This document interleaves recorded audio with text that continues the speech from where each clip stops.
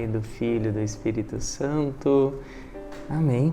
Hoje, dia 11 de janeiro, quinta-feira, e nos colocamos aqui diante de Deus, né? Porque esse momento da palavra não é diante do Padre Túlio, não.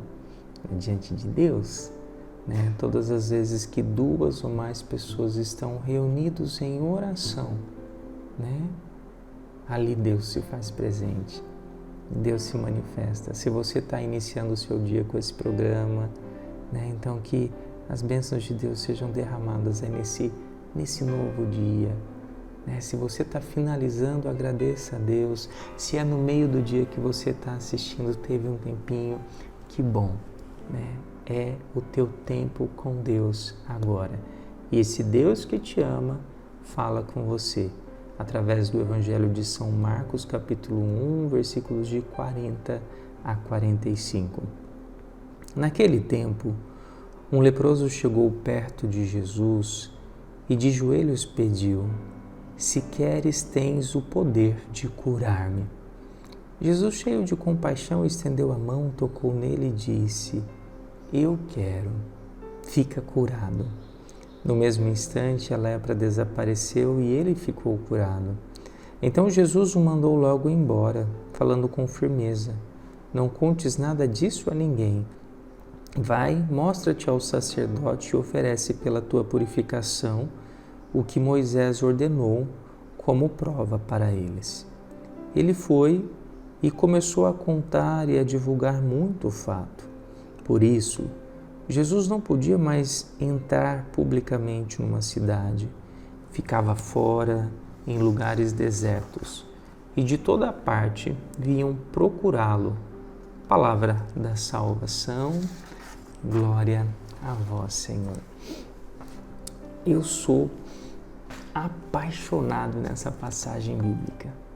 Eu sou apaixonado. Assim, é uma das passagens que ensina muito, que fala muito para nós de como conseguir uma graça, né? Como obter, como fazer o pedido certo, né? Como fazer a oração certa, a oração que chegue até Deus. Preste bem atenção que a palavra está nos apresentando um leproso. Gente, o leproso era uma das pessoas mais sofridas da sociedade. Padre, por que o senhor está falando isso? Porque a pessoa, quando ela descobria que ela tinha a lepra, né, ela era retirada da cidade. Ela perdia seu emprego, ela perdia sua família, ela perdia o vínculo com as pessoas, ela passava a ser olhada com um olhar de desprezo, né? Tem uns cachorrinhos chorando aqui. Ela era olhada com um olhar de desprezo e então você imagina quantas perdas, né? Elas viviam em grutas, porque elas não tinham lugar para ficar. E se passasse alguém perto delas, elas tinham que estar ali falando: impuro, impuro, sou uma pessoa impura, porque a lepra estava associada ao pecado. E uma pessoa que está vivendo tudo isso, quando se aproxima de Jesus, né? Ela tem a coragem de pedir, de falar: Senhor, se queres, tens o poder de curar. Se queres. Ela não chega para Jesus apresentando o querer dela, ela não chega para Jesus impondo o querer dela. E por que eu falo isso? Porque muitas pessoas vivem uma fé assim. Elas querem impor a Jesus. Elas querem impor, né? É o meu pedido, o senhor tem que fazer. Não. Ela apresenta a sua realidade e fala: se for da tua vontade, eu sei que o Senhor pode me curar.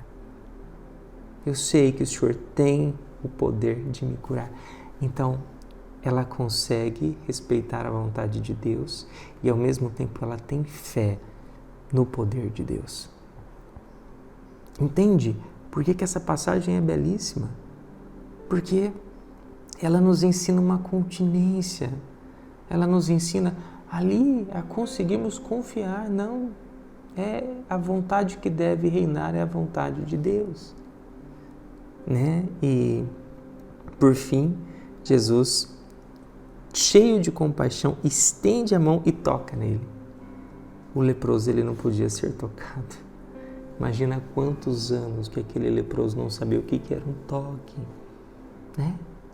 Ele era quase que expulso. Sai para lá, né? Se afasta. Ele foi tocado. O toque de amor.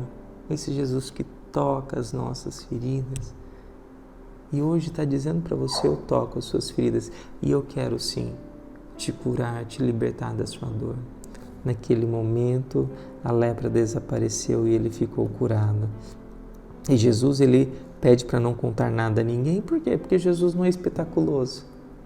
Nós vamos ver muitas igrejas aí que estão querendo apresentar um Jesus espetaculoso, milagreiro. Jesus nunca quis ser milagreiro, né? No entanto, Jesus sempre falava que a pessoa era curada pela fé dela, né? E aí ele fala, vai e apresenta-te ao sacerdote pela tua purificação. Por quê? Porque era somente o sacerdote que poderia pegar e falar, olha, você está curado de verdade. Ele tinha a autoridade. Você não tem mais lepra. Como se fosse um médico. Olha, analisando fisicamente, ele não tem mais lepra, está curado, né? Então ali, só que ele foi e começou a contar e divulgar muito fato.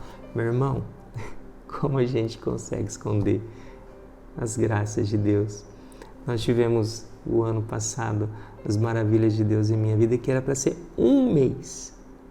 A gente acabou fazendo setembro, outubro, novembro, dezembro, e vou te falar, ainda tinha muitas maravilhas que daria para fazer janeiro, fevereiro, março, abril.